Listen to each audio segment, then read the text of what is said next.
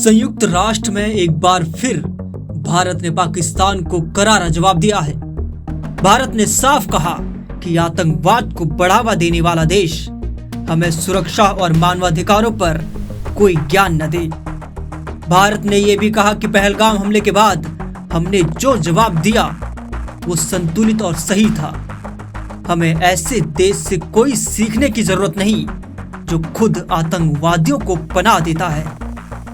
भारत ने पाकिस्तान पर तंज कसते हुए कहा कि हमें बार बार उस देश की बातों का जवाब देना पड़ता है जिसकी तुलना हाल ही में उसके ही नेता ने कूड़ा उठाने वाले ट्रक से की थी।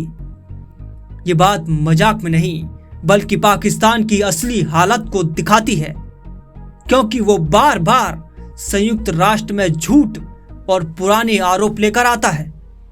भारतीय राजनयिक क्षितिज त्यागी ने अपने बयान में कहा कि भारत आतंकवाद से निपटने के लिए पूरी तरह सक्षम है और किसी से सीखने या सलाह लेने की जरूरत नहीं है।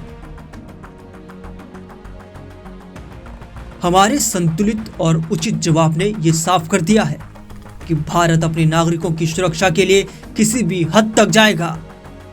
हम अपनी संप्रभुता से कोई समझौता नहीं करेंगे और आतंक को बढ़ावा देने वाले असफल देश के झूठे प्रचार को बार बार उजागर करते रहेंगे।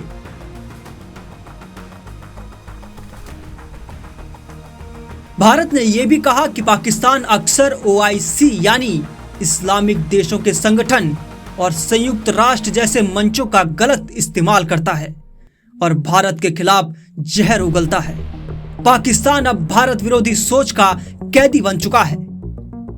इसी बीच पाकिस्तान को एक शर्मिंदगी झेलनी पड़ी जब एमनेस्टी इंटरनेशनल ने उस पर एक चौंकाने वाली रिपोर्ट जारी की। रिपोर्ट में बताया गया कि पाकिस्तान की खुफिया एजेंसी ISI आम लोगों, पत्रकारों और नेताओं की जासूसी कर रही है। एमनेस्टी की रिपोर्ट के अनुसार पाकिस्तान सरकार विदेशी कंपनियों से खरीदे गए उपकरणों की मदद से लोगों के फोन कॉल, मैसेज, ईमेल और इंटरनेट ब्राउजिंग तक पर नजर रख रही है। एमनेस्टी की प्रमुख एग्नेस कैलामार्ड ने कहा कि ये सब लोगों की आजादी और अभिव्यक्ति पर सीधा हमला है।